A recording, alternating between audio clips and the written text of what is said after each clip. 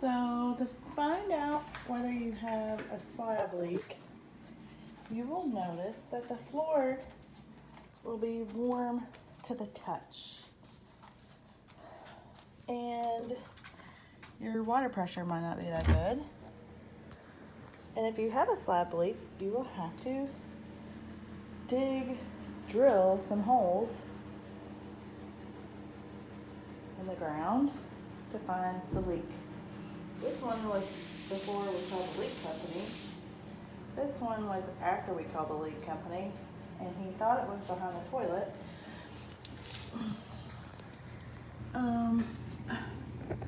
But the pipe is way down in there. So it's actually hard to reach from the side.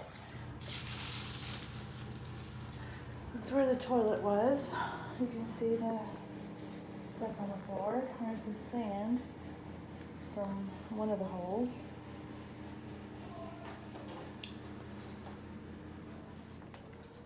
But so then we had to rent the drill a third time. And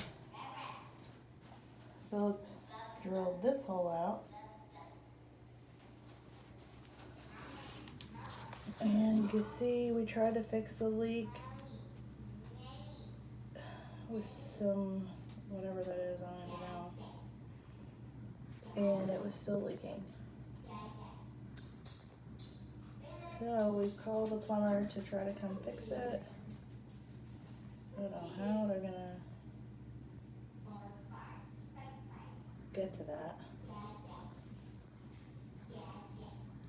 But we're still waiting. So anyways, if your floor is warm and your water pressure is low, we had a hot water leak from the hot water tank.